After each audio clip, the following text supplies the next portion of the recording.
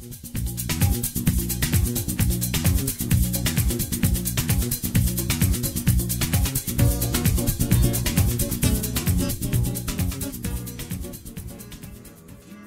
noite para todos. Nós estamos aqui hoje numa sessão do Cineclube American Oeste. Estou aqui com a Dalili e Stephanie, estudante de cinema e audiovisual pelo IFG, terapeuta holística, idealizadora do ESAF, Encontro de Saberes Ancestrais, atriz, palhaça e poeta.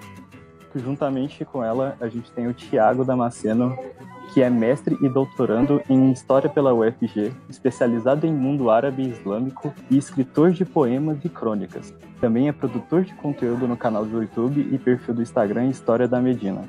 Então, hoje a gente está com um elenco de pesos para comentar sobre o filme Copacabana, Mon Amour. Foi um filme lançado em 1970. Na verdade, erro meu. Ele nem foi lançado em 1960, mas ele foi produzido e finalizado em 1970, período que o Brasil estava em ditadura e ele não foi possível ser lançado porque foi censurado. Desde 2010 ele estava sendo restaurado e finalizado em 2015. A gente só tem esse filme por causa desse projeto, por causa da recuperação desses arquivos. E hoje a gente pode ver mais um filme do Rogério, que fala bastante sobre ideias. Eu sinceramente, já vou começar a falar um pouco sobre o que eu senti assistindo o filme, que ele fala muito sobre mais sentimentos dali. Ele faz um filme muito performance, com bastante performance dentro da cinematografia dele. E eu achei muito interessante todo esse arco que ele faz dentro desse filme, todo esse trabalho que ele teve. Quero agradecer aos debatedores, né, por ter aceito o convite, por seus tempos, né, para assistir o filme e estar aqui com a gente. Agradeço o convite também. É bom ver uns filmes fora da caixinha, né, para sair do estilo de Hollywood. É curioso ele sair do estilo de Hollywood, mas ele tem uma personagem hollywoodiana, né? Que é uma loira oxigenada, que é a fera oxigenada. Então, de certa forma, ele acaba usando esse charme de Hollywood para atrair, né, também a visão dos brasileiros para esse personagem, que é a Silvia Silk, né? Que é muito curioso. Tanto é que ela se destaca, né? No morro. Se destaca em... Tudo. Parece um ponto vermelho num espaço ou marrom ou azul. E vamos combinar, né, gente? Filme de gente doida, né? A gente uns parafusos muito doidos na cabeça. Parafusar menos, parafusar mais. Você já tinha assistido antes? Não. Eu só conhecia ele, o Rogério, de nome, numa música do Ira, chamada Rubro Zorro, que abre o álbum Psicoacústica de 88, que tem um trecho de um filme do Rogério. Na verdade, a música é sobre o Bandido da Luz Vermelha, que o Rogério fez o filme também, né? Sim. E tem um trecho na música, se não é nessa música... Ah, não, na verdade é em outra música do álbum, que agora eu não lembro, que tem o trecho da fala de um personagem do filme, que é: o terceiro mundo vai explodir, quem tiver de sapato não sobra. Eu adoro. Eu não lembro qual música, mas é desse álbum, o Psicoacústica. E aí eu vi ontem no filme, né, também, que eu assisti ontem. Os personagens gritando as coisas, né? Que nem no trecho que colocaram na música do Ira. O que é muito curioso, que não é o filme, mas também é do Rogério Sganzella, que é o primeiro filme Sem Essa Aranha. É isso mesmo o nome, né? E aí, a personagem que é a principal, que também é a Helena, ela grita assim: um lixo de sistema solar. Então é muito curioso essa crítica que eles vão fazer a tudo, né? Não é nem o planeta, o sistema solar é um lixo. Ela sempre jogando frases assim, né? Que quando ela aparece mesmo, a primeira frase que ela fala lá naquela avenidona é... Até anotei a frase pra não esquecer. Cadê ela aqui, gente? É a do sol, cachaça e magia? Essa é ótima, mas é aquela assim: eu tenho pavor da velhice. E ela lá brigando com a velhice, tendo pavor da velhice e um fantasma atrás dela, sabe? Aí a gente achei genial isso aí. Zoando que era o fantasma do comunismo. Pra mim que era da velhice. Porque é muito metafórico. A imagem é muito boa, né? É marcante. Ela andando de vermelho, o fundo azul do mar e o maluco e o fantasma lá. É muito massa. Fica na memória isso. A imagem... Essa cena tem uma imagem forte, ela desfilando o mar ao fundo e o fantasma atrás. Então, eu achei uma imagem forte que fica na memória. Tem um pavor da velhice. Odeio pobre. Isso também ela fala bastante. Forte, muito forte. E, além de ser filme de gente doida, é o filme onde o pessoal mais desperdiça cerveja, né? Ninguém bebe cerveja. O que é curioso? Chacoalha a boca e cospe, né? Essa parte que ela desperdiça cerveja, só ela faz isso, né? Aquele ato de cuspir a cerveja mostra enojamento. Ela tá com nojo. É tipo igual o vômito também no cinema. Aquela interpretação que ela faz daquilo é demonstrando que ela tá enojada com tudo que em volta dela. O que é o mais curioso é quando fica preto e branco, que mostra que ela tem nojo de um espaço que não é dela. Que na favela e tal, tá tudo coloridinho e tal. Até que depois também continua colorido. Mas esse momento que preto e branco mostra esse lado de que aquele lugar ali não pertence a ela não pertence àquele espaço. Ela não se encontra nele, ela não se identifica com ele. E aí é muito massa essa parte. E ela lá, cuspindo cerveja. Odeio pó! Tudo nesse filme, tipo, pelo menos o começo, as primeiras imagens que não explica exatamente nem quem é ela, nem aonde que ela tá, quem são os personagens. O filme tem essa narrativa muito não explicativa, ele te joga. Eufórica. Eufórica. Eu tava bem eufórica também. Metafórica, eu diria. Metafórica, perdão. Mas é eufórico também, porque ele, querendo ou não, ele é um filme que ele não te deixa não vê-lo. Uhum. Tipo assim, ele tem um ritmo, e aquele ritmo é seguido do início ao fim. E você acaba entrando dentro daquele ritmo ali, né? Então você não consegue não ver o filme, você não consegue se distrair do filme, porque como você não tá, tipo, é um filme de gente doida, e as coisas acabam não fazendo muito sentido ali, os cortes, as cenas, a trilha sonora e tal. Aí ele te prende bastante, né? Para que você fique ali e foque pra ver o que é, né? Pra entender a história, o contexto.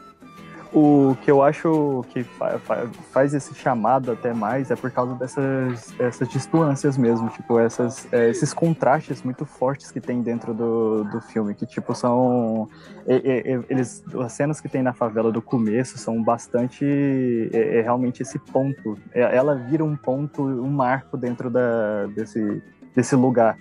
Ela destoa de tudo dali, ela parece que não devia estar ali. Aí depois, ainda um pouco para frente, eles ainda mostram parte do Rio de Janeiro, que tem essa parte da favela, e ainda mostra parece que um condomínio ali do lado, que quase vai entrando dentro da favela ali.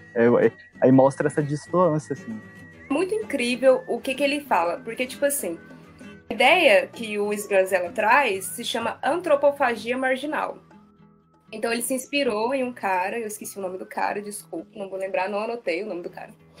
E isso é um ataque ao nacionalismo também, tipo assim, essa sociedade caótica que se separa em classes e nega esses personagens, né? Que o irmão dela lá, que é o primeiro que aparece lá beijando todo mundo, sabe?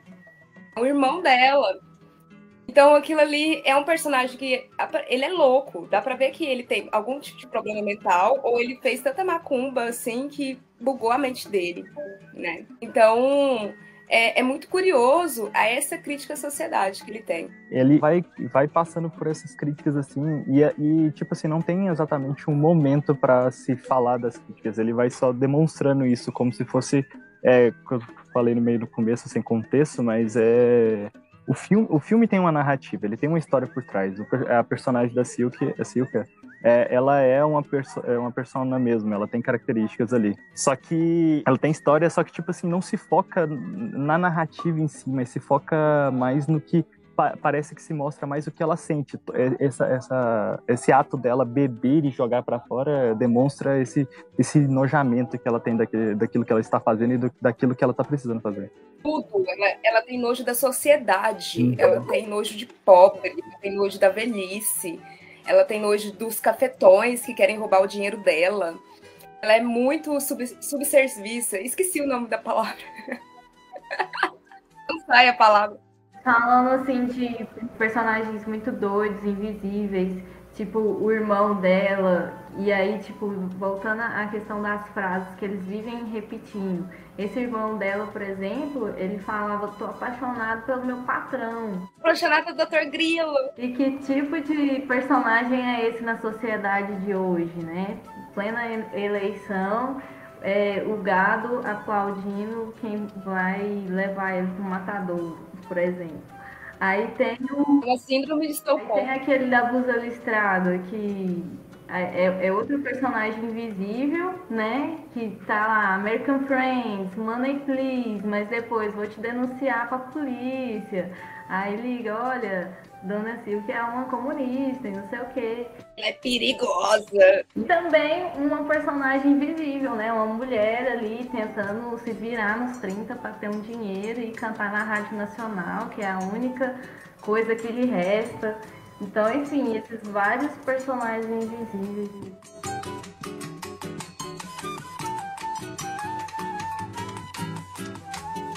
Algumas das análises que tem sobre os personagens é que eles não têm uma construção de fato. A intenção não é trabalhar os personagens, e sim mostrar a sociedade. E aí eu li algumas análises, e nessas análises falam o seguinte, que o personagem não possui uma história própria, ele só possui além da sua própria miséria. Ele está ali para demonstrar a sua própria miséria, a sua própria loucura, pelo que ele passa. Então a ideia não é trabalhar a integridade do personagem, ou fazer esse personagem crescer dentro da trama, né, dentro da narrativa. E sim mostrar a miséria que esse personagem vive, né, e tudo que está em torno dele ali dentro. E é muito, muito curioso isso. A ideia é uma crítica real, assim, feroz, né? É bem o que ela é, assim, uma fera oxigenada dentro dessa parada. Agora, uma coisa que eu queria acrescentar é que foi a primeira vez que a favela foi filmada colorida. Até então, não tinha filmagem da favela colorida. Então, esse filme, ele marca o segundo ponto do cinema marginal, porque ele se junta com esqueci o nome dele, gente. Ele se junta com aquele outro diretor, Bressani. Ele se junta com o Bressani em Brasília, nos anos 70, e cria uma produtora, que é a Bel Air. E aí eles começam um novo ponto, um novo marco do cinema marginal, porque o primeiro deles, principalmente do Bressani, ainda é um cinema que tem uma estrutura ali e tal, né, hollywoodiano, enfim, me corrija se eu estiver errada. Mas aí quando eles passam para esse movimento, eles mudam totalmente essas estruturas, e aí eles corrompem totalmente o cinema novo. Tipo assim, eles cagam pro cinema novo, real, eles... personagens bonitinhos, fofos, educados. Não existe. Construção de personagem, não. Bora mostrar a sociedade e a sua miséria. E eles não colocam um ponto assim que, eles saíram da miséria. Não tem um final feliz aqui. Uma morte, né? Muito curioso que quando mata ali o Dr. Grilo, a sensação que dá é que eles estão matando o capitalismo mesmo, né? Eles estão assassinando algo muito maior do que aquele Dr. Grilo ali.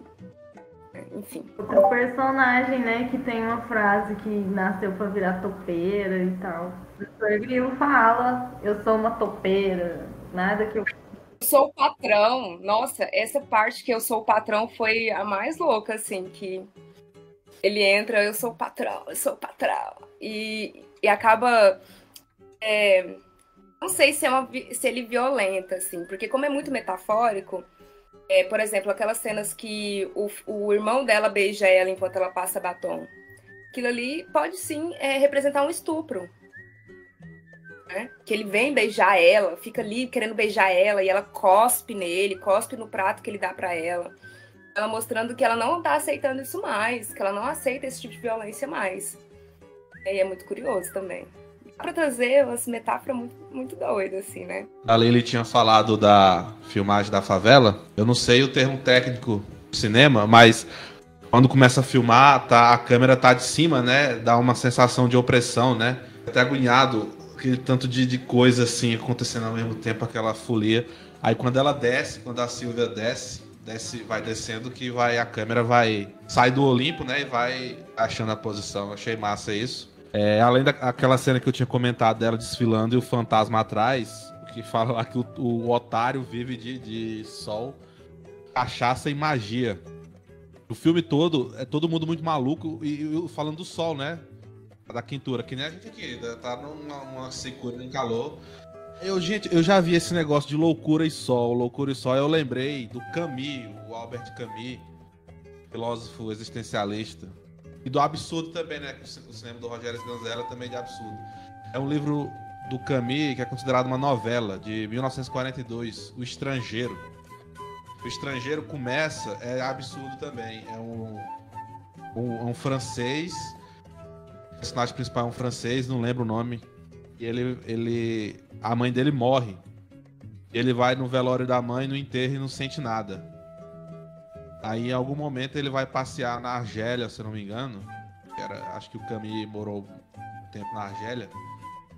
Ele vai passear na Argélia, tá na praia, aquele sol, e ele enlouquece também e dá um tiro num cara lá e mata o cara, alegando que foi o calor, o sol. E como o Rogério Sganzella era um leitor, né, precoce, eu não duvido dele ter lido Camus e pegado esse conceito absurdo, a loucura tropical, vamos dizer assim, né? O cara fica louco no sol e faz o que dá na telha. E eu lembrei, eu li esse livro, mas tem muito tempo. E o Camus, coitado, suicidou, enfim, é toda uma loucura. Mas ele chegou a vir aqui no Brasil, gostava de futebol. E o Sganzella, eu tava lendo, passou um tempo no norte da África, né? Viveu como um nômade lá entre os berberes. Achei sensacional. E aí, quando ele tava voltando pro Brasil de navio, foi que ele ficou sabendo do Bandido da Luz Vermelha e começou a pensar no filme. Então, por essa estada no norte da África e esse conceito aí de loucura tropical, eu boto fé que ele lia o Camus, que tava muito famoso o Camus, inclusive nos anos 60 e 70, era muito lido, que nem o Sartre, Simone de Beauvoir, eram todos da mesma escola, todos se conheciam, então eu acho, né? O Camus e o Sartre acho sim, então boto fé que ele tinha esse texto aí em mente quando roteirizou esse filme. As inspirações, né? Tem que ter, porque ele é muita metáfora, muita coisinha assim que vai se conectando, né? Pra trazer uma narrativa. Sim, e o sensacional, por mais que imageticamente é maluco, como eu falei brincando, coisa de gente doida, tem uma narrativa, tem um... é incrível, nessa composição imagética aparentemente desordenada, tem um sentido, né? E você vai gostando do filme, você vai até se acostumando. Inclusive o personagem mais maluco que eu acho é o irmão dela, né? Eu também acho. Encarna lá o Exu, encarna o fantasma. Fica pagando boquete pra vela. Exato, caraca, que loucura. Exato, pagando boquete pra vela, exato. A gente começou assim, eu tava assistindo ele e a gente começou a viajar, tipo, como que esse cara surgiu lá no quarto com o Dr. Grilo e a irmã dele. A gente, é um espírito. Certeza que é o espírito dele, que não era ele, sabe? Porque, tipo assim, eles ficam lá possuídos, né? E ele lá gritando. E a gente ficou, não, é a macumba do irmão dela. Aí ele chegou lá no quarto, assim, no espírito mesmo. Se transmutou pra lá. Sim, muito doido. É porque no começo ele era o... É o Exu? O orixá que eles falam lá é o Exu? É o Exu. O Exu é das passagens, né? Então... No momento que ele aparece em cena, ele faz essa citação sobre o Exu. Eu, na verdade, achei que ele realmente era o Exu, estaria seguindo ela, só ela pudesse ver ele, sabe? Só que depois ele começa a interagir com os outros também. Aí eu vi que realmente era uma pessoa que estava ali e estava fazendo tudo aquilo de maluquice. Beijando todo mundo na boca, muito loucamente. Muito loucamente. A mãe dele fala, né? Meus 2 filhos estão possuídos pelo demônio. Uhum. E o único filho que eu mais gosto é o quartel, sozinha. E é engraçado, porque quando a Helena entra em cena, ela também fala aquilo. Ela fala, mãe, eu consigo ver o demônio que você falava. Então, mostra que tem muita magia dentro desse filme. É engraçado que esse demônio falava sobre futebol. Anos 70, Brasil, o couro tá comendo, mas o futebol tá rolando, mostrando um outro Brasil pro mundo afora, entendeu? Ganhando Copa, enfim, afins e tal. Exatamente, é o espetáculo que vai desviar a atenção pública da realidade, né? Não, e eu adorei, além dos absurdos, as ironias, né? Que é que é uma característica do cinema dele, né?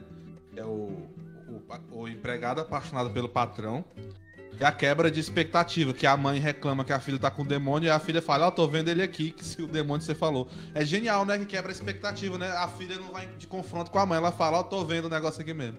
Muito bom. Ele existe. Bom, o que é interessante? Mostra uma síndrome de Estocolmo aí, né? Tipo assim, o personagem é totalmente agredido pelo patrão, o patrão bate nele, pode com ele, literalmente, e ele fica lá, eu tô apaixonado, cheirando as cuecas do patrão, aquela toda tirando cuti, passando na cueca. Não, só... o boquete da vela é o de menos, aquele ali. É o de menos. Mas o boquete da vela eu fiquei chocada, porque foi, tipo assim... Uma coisa que é muito curiosa no cinema, a gente tava dando trela, todo mundo também, é que várias cenas, elas demoram muito tempo em tela, né? E aí, por exemplo, essa cena do boquete da vela, ela demora muito, velho. Ela, tipo assim, é uma cena longa, né? E várias cenas longas de um boquete na vela. Então você fica assim, isso é sagrado, isso é profano, o que tá querendo dizer? Aonde que ele quer chegar com isso? Ele quer criticar o povo acender vela ou ele tá falando que a magia do Brasil é forte? O que é isso? Eu pensei, deve querer. Mas eu pensei em tom de piada, deve querer iluminar o interior, só pode. E rola no chão, e rola na areia, joga areia por cima, e rola nas velas que estão acesas. Nossa, esse caboclo tem muita resistência ao fogo. Ele tem, viu? Não, aquele ator ali, eu fiquei impressionada pra ele. Eu falei, caralho, esse ator é um ator, velho. Tem umas cenas engraçadas que dá pra ver. Imagino eu que era assim, tava lá gravando. Aí apareceu, vai, aproveita. Tipo a cena que a Silvia fica. Como é que eu vou falar? Fica lá perto da viatura. Sim. Alisando a viatura, aí uma hora ela sai correndo. Certeza que alguém da produção falou: ó, os polícias. Meu Deus, Gabriel. Mas sabe o que. E aquela. Mas que ela tava de vermelho, né? E isso tanto que o vermelho marca nesse filme. Tem Pombagira. E o vermelho nessa época super representativo, né? Além do comunismo também, Pombagira. Sexo. E o que é curioso é que pouco peitinho surge nesse filme, né? Tem. Não tem muito peitinho. Normalmente o filme brasileiro é vários peitinhos, né? Nada, peitinho. Esse filme não tem tanto peitinho assim. Só uma cena engraçado, não sei se é viagem, o irmão dela usa um rosa quando ele não tá de fantasma. Ele tá usando um pano rosa. O rosa, tipo assim, entendi como um vermelho desbotado. Parece. Eu não sei se tem sentido pra falar que ele tá com menos atividade sexual do que a irmã. Não sei. Porque ela é uma puta, né? Ela representa isso. A intenção também dessas cenas, por exemplo, muitas das cenas foram gravadas aleatoriamente dentro do centro lá e tal. Então, tipo assim, a ideia do Sganzella, quando ele traz isso, é mostrar um cinema... como que foi a palavra que eu vi? Ai, gente, não vou lembrar a palavra. Mas é tipo assim... um atentado, sabe? Tipo, que tava acontecendo muitos atentados na época, e aí eles estavam gravando mais ou menos nessa vibe, como se fosse, tipo, atentados. Esqueci a palavra. Mas a intenção dele é passar em cena exatamente essa sensação de coisas assim que era como se ela chegasse do nada nas coisas e encenasse e saísse. Tanto que muitas pessoas que estavam passando ali e tal, entre as cenas que ela tava no centro, não sabia de nada. Outra cena assim é aquela que ela e o irmão sobem eu não sei o nome, tipo um guindaste. Fica rodando. Nossa, ali é certeza, estavam passando. Ó, o guindaste, vamos subir ali, vamos gravar alguma coisa. Vamos lá, corre lá. E aquele guindaste, ele já aparece antes, né? Assim, ele aparece no meio do filme e é ele que traz a capa do filme com ela, né?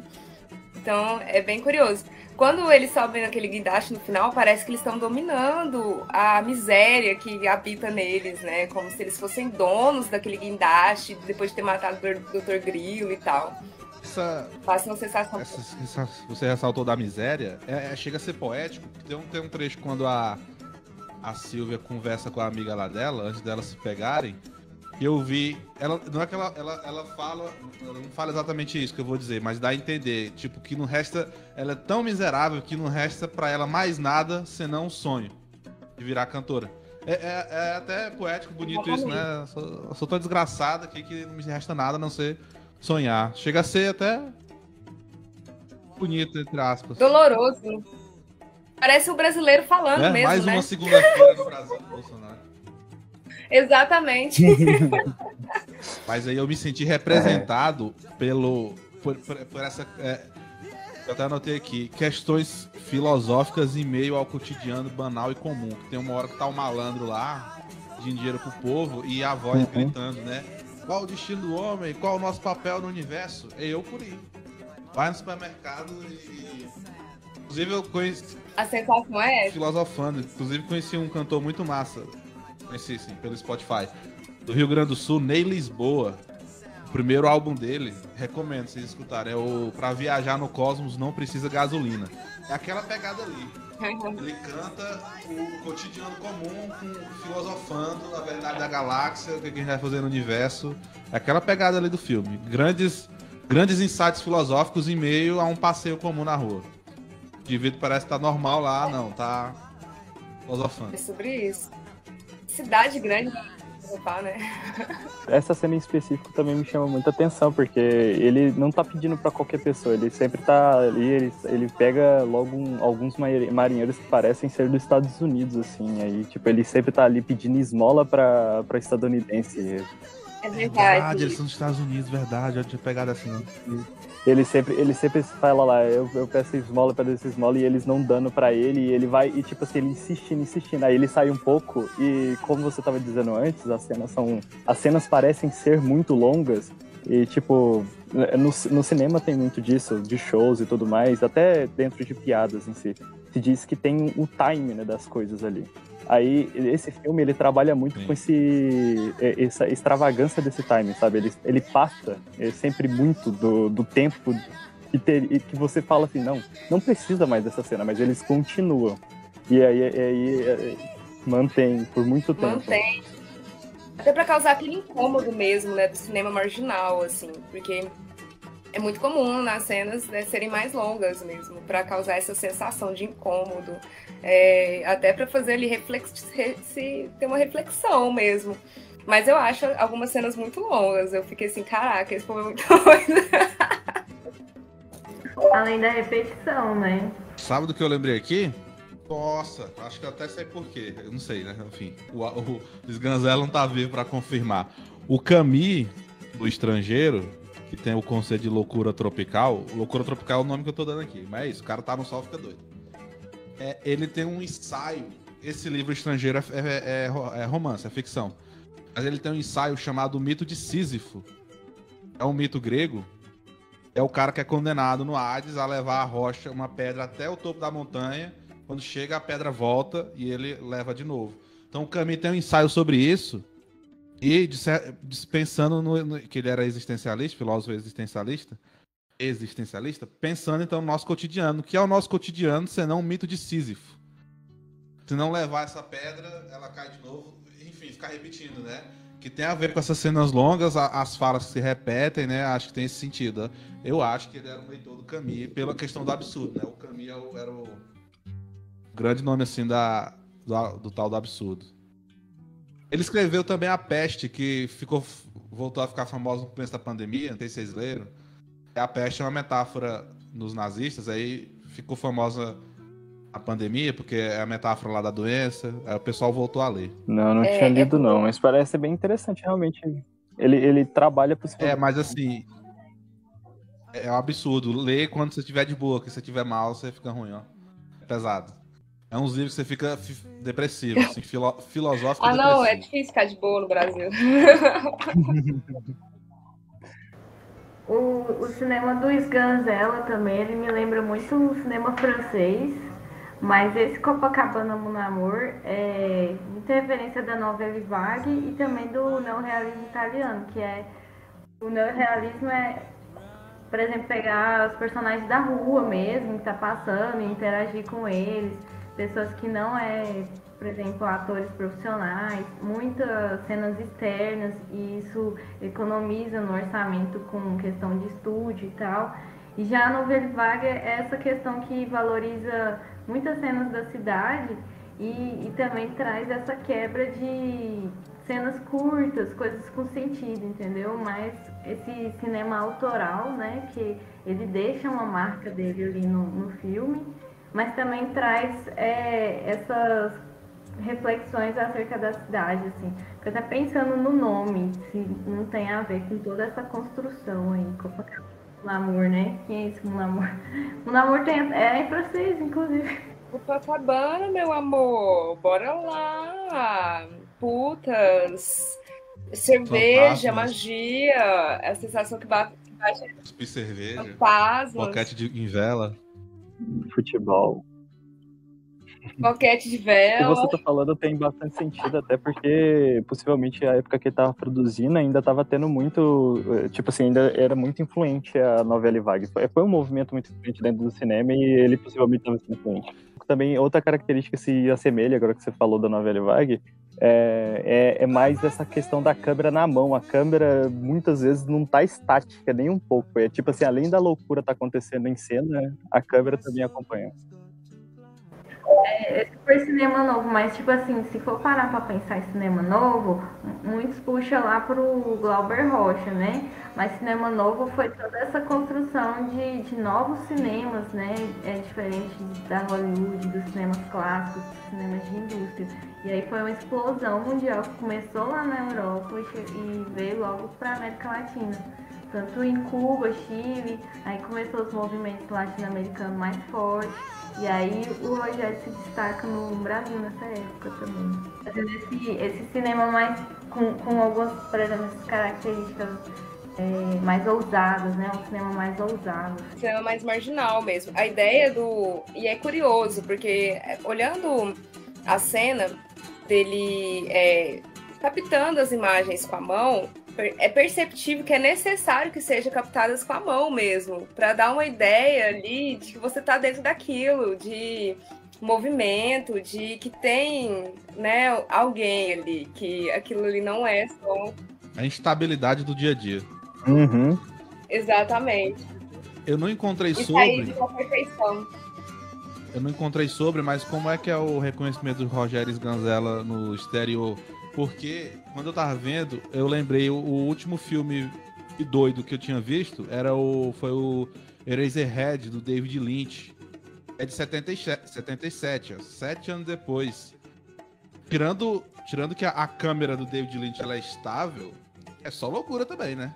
Mas assim, tem um sentido. Aí eu pensei, o David Lynch é o David Lynch. Aí eu pensei, será que o Rogério Sganzella lá fora é renomado também? Eu não encontrei. Vocês sabem disso? Alguma coisa? Infelizmente eu também não tô sabendo. Com certeza, porque assim, principalmente esse cinema que ele não é muito comercial, eles são mais reconhecidos fora da América Latina do que dentro da América Latina.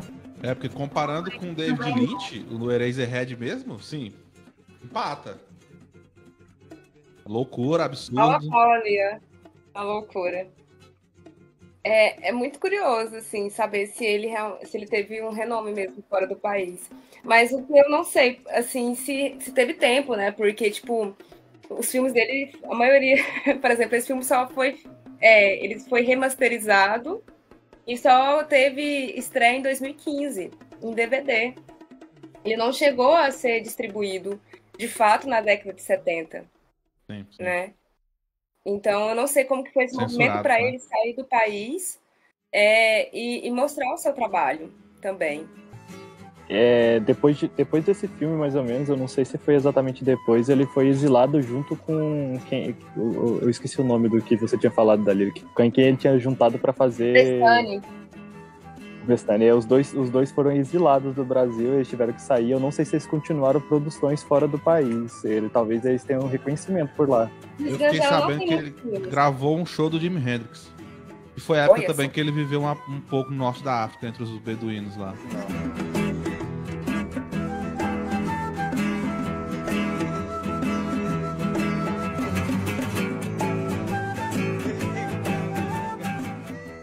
Tipo assim, pra finalização, qual foi o primeiro filme assim, que vocês tinham ouvido falar do Sganzella?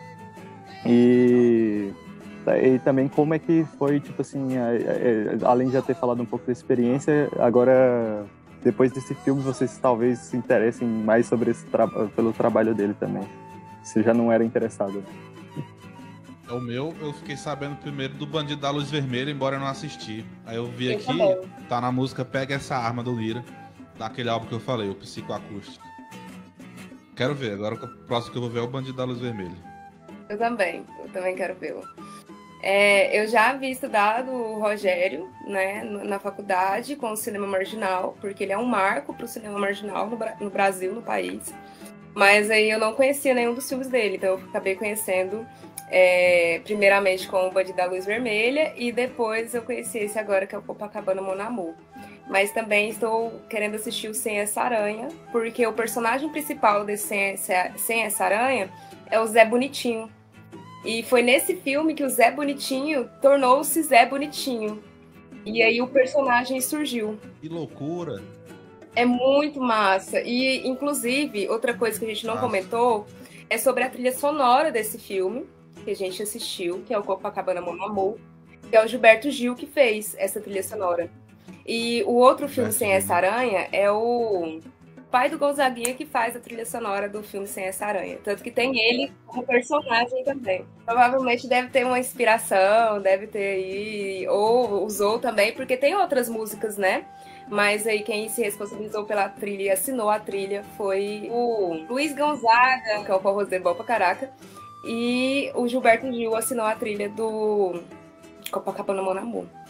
O que é muito curioso, porque demonstra aí uma resistência de pessoas, né, com a ditadura. Ali, aquele momento que ele tá gravando, a ditadura tá rolando, velho. Não é brinquedo, não é uma brincadeirinha. E aí eles estão ali nessa resistência de criar ali dentro, né? E aí eu achei muito curioso quando eu vi que era o Gilberto Gil. Sim, eles realmente teve uma união das artes, assim, né? Basicamente, dos movimentos artísticos para mostrar essa revolta que nós não aceitamos a ditadura, né? Igual ocorre até hoje em dia, né? Porque a gente também está... sempre há um passo ali de estar, talvez, numa ditadura militar da vida de novo. Você falou no começo, eu esqueci, o Sganzella, ele admitia a influência do tropicalismo, influenciou também o Gil. Não, lá no começo, acho que você queria falar do Oswald de Andrade, não? Tropicalismo, antropofagia. Sim. Exatamente, Oswald de Andrade, ele mesmo. Ele que traz essa antropofagia marginal. E aí, o Sganzella se inspira muito nele, assim, fielmente mesmo, com essa ideia de quebrar esse nacionalismo e até de trazer aí esse absurdo, né? O cinema do absurdo mesmo. É muito interessante. Uma coisa que eu queria pontuar antes da gente finalizar também, assim, a gravação, é a importância de conhecimento cinematográfico no país. Porque a gente acaba tendo um consumo tão grande de cinema hollywoodiano, europeu e tal, e a gente acaba não sabendo da nossa história cinematográfica. Então, a importância de exaltar diretores como esse Sganzella, e a Helena também, ela também se torna diretora.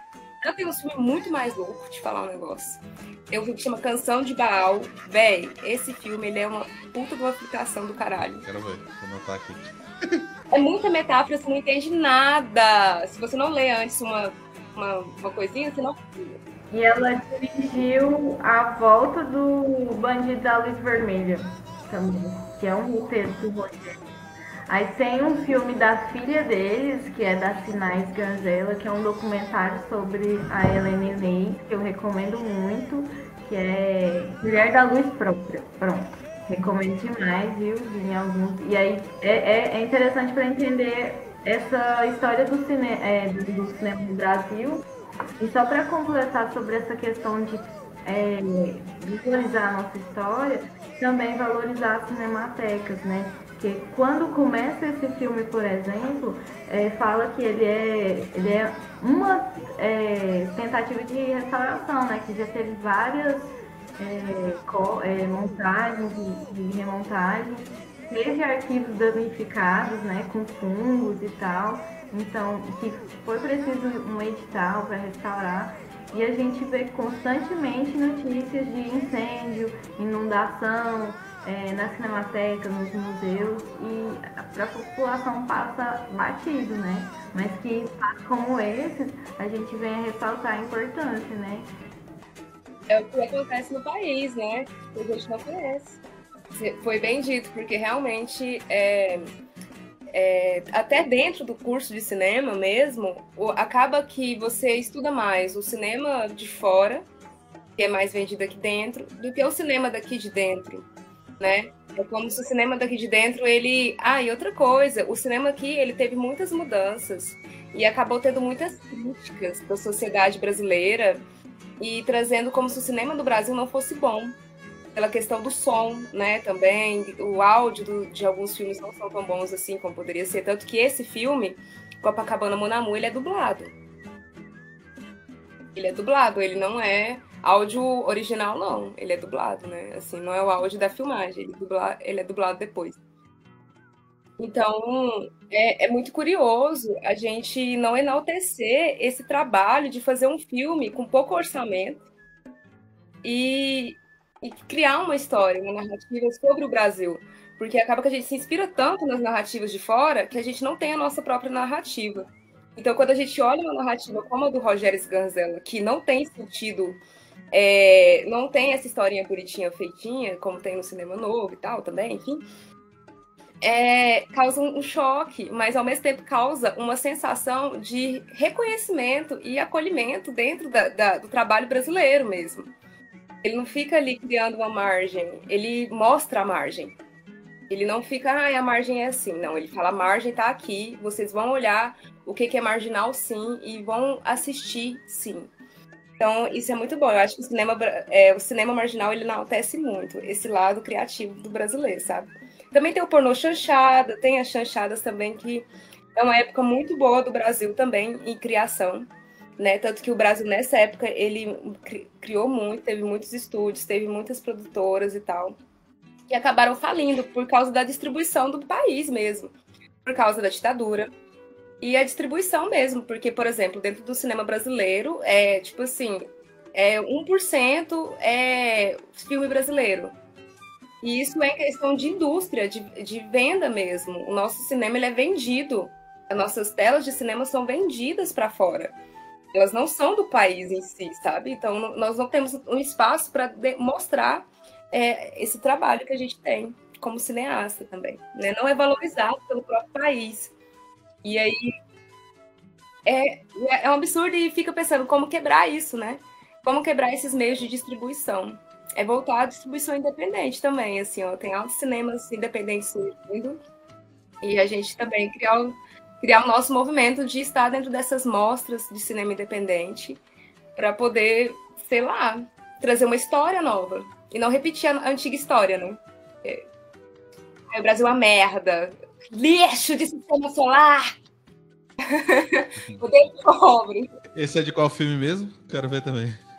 Esse é do Sem Essa Aranha. Essa aranha tá genial esse aí.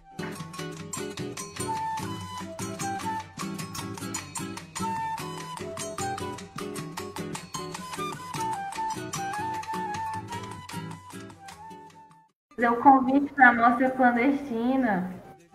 Então vou convidar vocês, todos cineastas do estado de Goiás, e aonde isso chegar, venham para a nossa mostra clandestina, que está acontecendo aqui na cidade de Goiás, vai ser no fim do mês de outubro. É uma mostra feminista, então nós estamos aqui convocando as mulheres para estar presente, e vamos ter albergue para quem se quiser se inscrever. Então pode falar comigo, da Lili, ou pode entrar em contato no nosso Instagram. O Instagram é @mostraclandestina E aí essa mostra vai ser sobre a raiz cainana. Venham assistir cinema de mulher. Olha que coisa boa hoje. Convido vocês a seguirem o perfil no Instagram História na Medina e também no YouTube. Eu tô por lá produzindo sobre história árabe islâmica e agora também história africana. Hoje, inclusive, fui na mesquita de Goiânia, teve uma festa senegalesa lá. Fiz a cobertura e vou produzir alguns vídeos sobre. A comunidade senegalesa aqui tá grande e eles fazem essa festa. Eles fazem essa festa, na verdade, esse dia no calendário islâmico. É o dia 18 do segundo mês deles. E a comunidade senegalesa, não só aqui, mas em São Paulo e Rio Grande do Sul, faz essa festa em memória a um sheik que organizou uma confraria mística lá no Senegal. Então foi bem interessante e eu achei interessante ainda que o Rogério Sganzella, acho que se não me engano, ele passou pelo Senegal nesse período que ele ficou no norte da África. Então tudo na minha cabeça tinha sentido ali, né? Então é isso, eu tô lá produzindo no História na Medina, Facebook, Instagram e YouTube. Pretendo falar de cinema também, daqui a um tempo, cinema árabe específico. O cinema e história não tá desvinculado, viu? Um casamento pra vida toda. O cinema conta histórias, né? O negócio ali, ó. Sempre juntos. Obrigadão aí mais uma vez por vocês terem topado, participado. Valeu. Valeu, gente. Valeu aí.